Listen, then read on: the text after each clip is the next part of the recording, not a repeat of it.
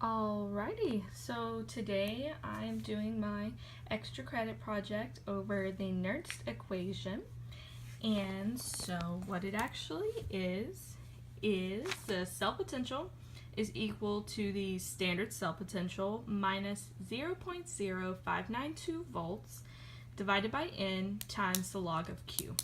And what all this means is the cell potential is equal to the standard cell potential, which means it's under standard conditions, minus 0.0592 V divided by N, and N represents the number of moles of electrons that are transferred, and the log of Q. And the log of Q means the concentrations of the products over the reactants or the anode over cathode. So, how to find the standard cell potential? Well, the most important thing about finding the standard cell potential is knowing the difference between what an anode is and what a cathode is. And therefore, you need to know the difference between between oxidation and reduction, because anode and cathode are related to oxidation and reduction. And so what oxidation is when an element loses one or more electrons. And for reduction, it means that an element is gaining one or more electrons. And where oxidation occurs, it's called the anode, and where oxidation occurs, it's called the cathode. So I have an example that we can work through. Let me see here. All right. So we have this equation here, and we're going to figure out which one is being oxidized, therefore which one the anode is, or which element is being reduced, which would be called the cathode. So what you do is you would get your periodic table, and you would find the oxidation states for all of the elements that are in the equation. And when an element is freestanding, like that calcium right there, the oxidation state is 0. So that would be 0, and also the H2 down there, that would be 0 as well. And when you have an element like this, like H2O, you always want the overall oxidation state of that element to be 0. So oxygen has an oxidation state of -2. Okay, so the O would be -2, and hydrogen has an oxidation state of 1. So you have a +1 here, and you have it has a subscript of 2, meaning that there's 2 hydrogens in this element. So since H is +1, you times that by 2, and it's 2. But for the overall purpose of this, it would be +1. But the overall element, it would be -2 here, a +2 here, so the overall element would be a 0. Okay? So, but the oxidation state of the element, or that specific element in the compound, is 1. Okay. Then you go over here, and you have hydrogen over here, which would be a +1. Oxidation state of the oxygen would be -2. And the calcium, since it's not freestanding like it was over here, it's actually going to have a specific oxidation state. And since it's right in this group, calcium right here, the oxidation state would be +2. Alright, so from this information, we can then determine which one is being oxidized and which one's being reduced.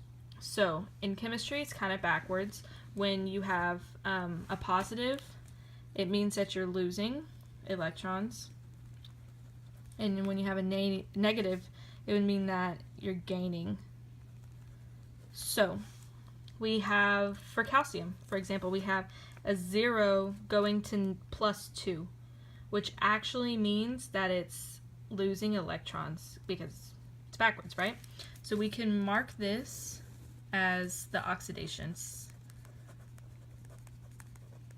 And for the hydrogens, that is what is going to be our reduction, because the hydrogen over here has an oxidation state of +1, and it's going to 0, which means that it's actually gaining an electron.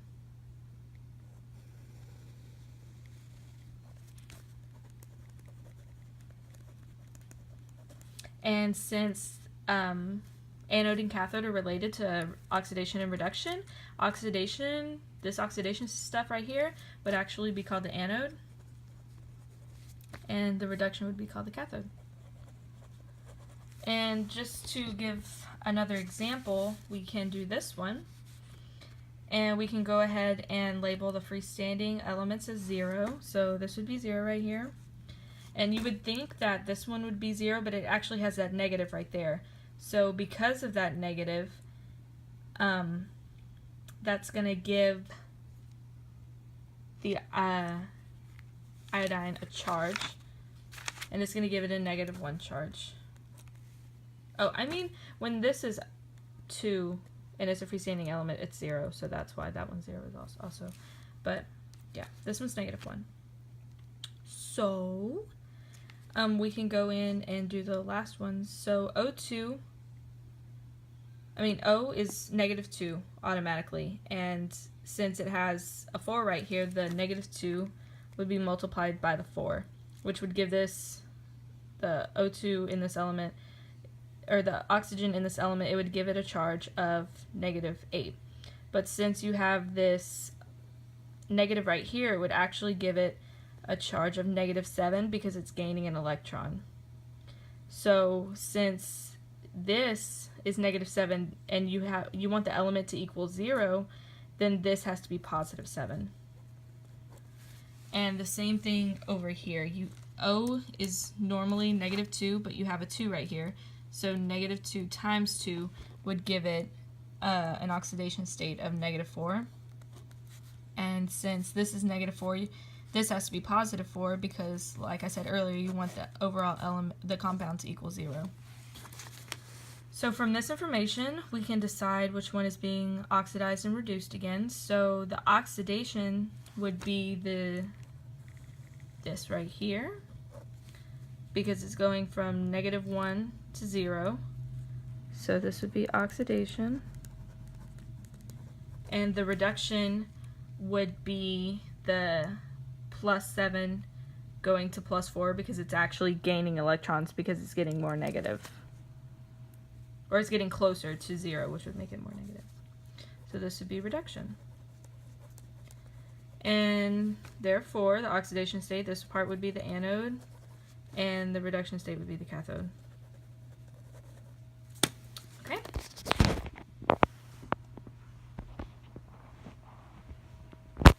So the definition of E cell, which actually means cell potential. So the cell potential is a measure of the overall tendency of the redox reaction to occur spontaneously. And the lower the cell potential, the lower the tendency of the reaction to, happen. And the big thing with this is being able to tell which one, or if a reaction is going to occur spontaneously or non-spontaneously.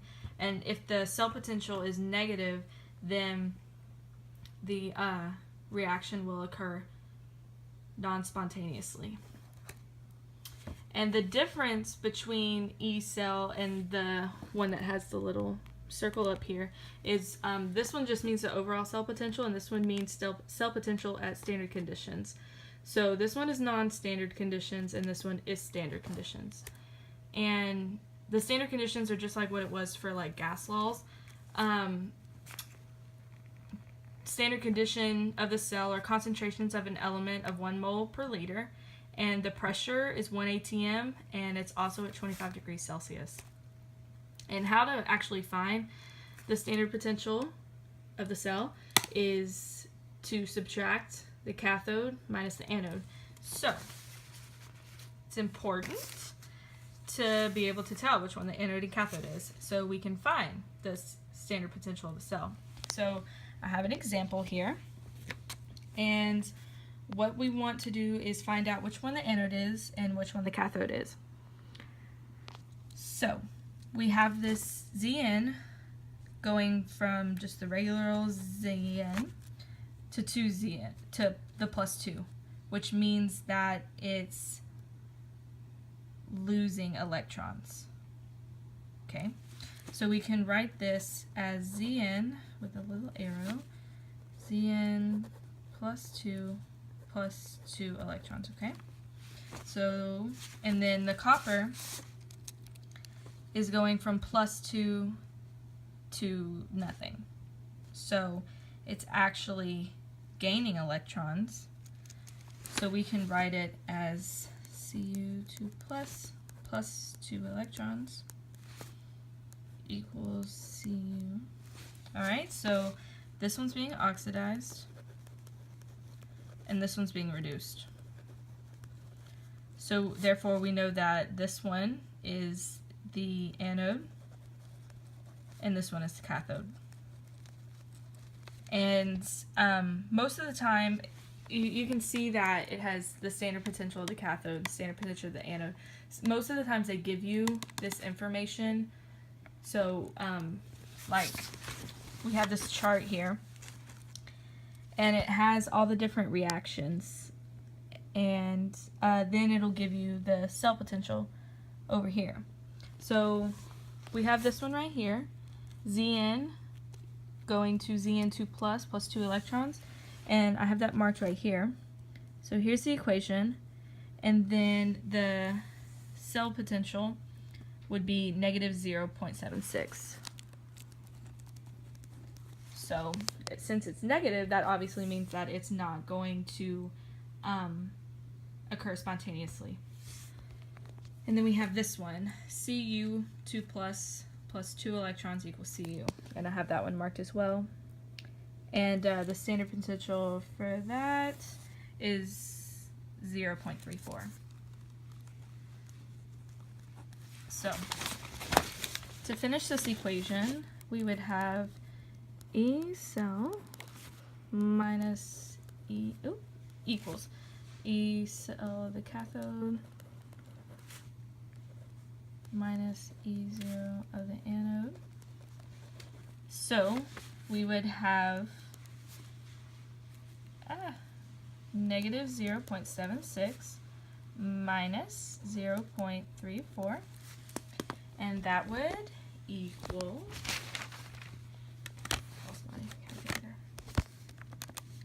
negative 0.76 minus 0.34. So the standard potential of that cell, 0.76 minus, negative 0.76 minus 0.34. So the standard potential of that cell would equal negative 1.1.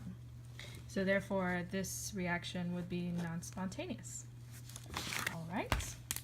So that's just how to find the standard, this. That's just how you find that. And there's still other parts of the equation we have to learn. So how to find Q. So that would be the concentrations of the things in the equation. So we have this equation right here, and all Q would be the anode over the cathode, so 2.74 over 0.0033, and you would just divide that, and that would be how you get Q. And then of course in the equation it has log of Q, so you would just take the log of Q and then times it by the 0.05 blah blah blah. So yeah. And another important way that they like to write these equations would be like this. They have, I'm going to show you this one. They like to put hold on.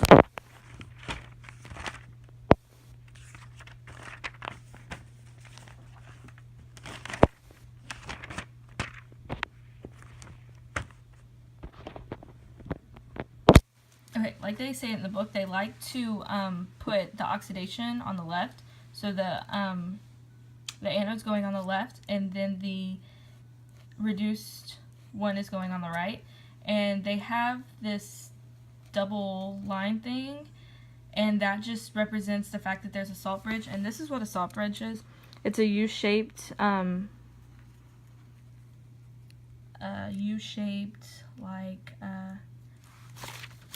U-shaped tube. I don't know why it was so hard for me to get, but it's a U-shaped tube that gives the electrons a way to move through. And the double lines only mean that, like, it's in a different stage. So that's just another way to write it, and it's an easy way to determine which one's the anode and which one's the cathode because it's already written for you. So yay. And so now we're going to actually work one of these equations, and we're actually going to use the Nernst equation to figure out a cell potential. So give me just a second.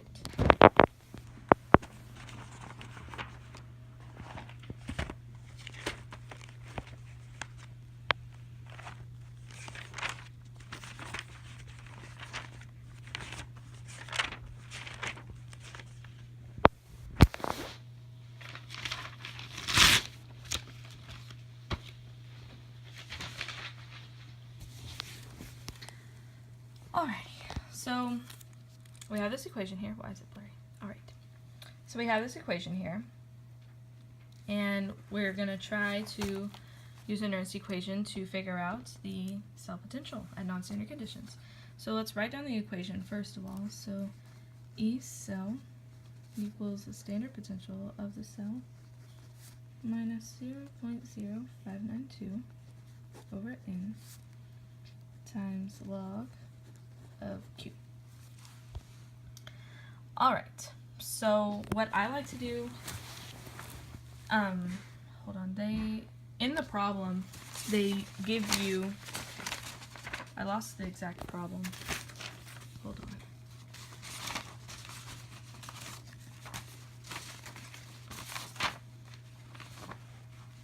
Okay, so in the problem, it usually gives you this, the standard cell potentials of each one.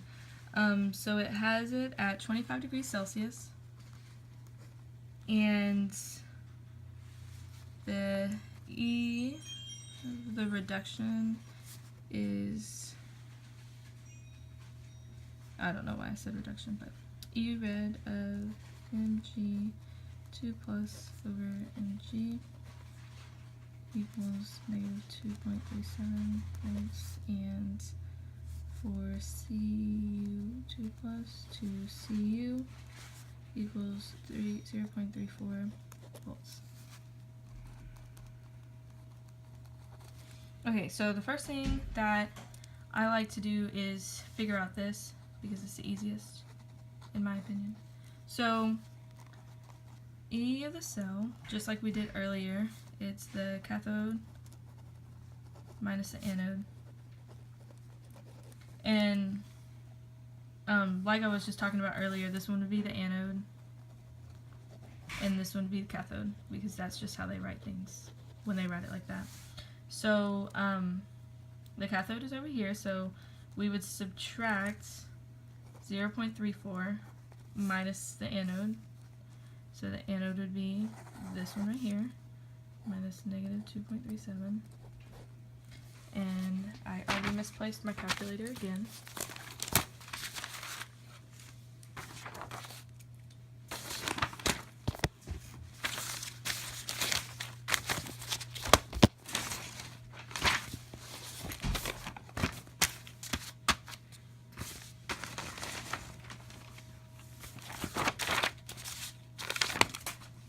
That took me a really long time to find my calculator. Okay, so 0.34 minus negative 2.37 equals 2.71. So the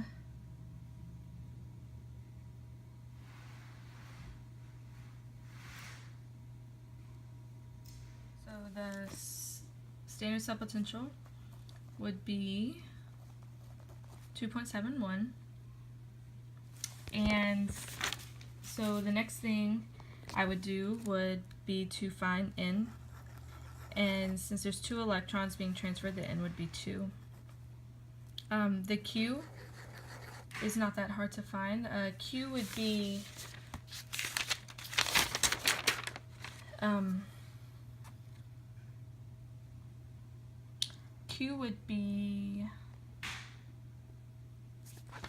I lost my notes. Where are they?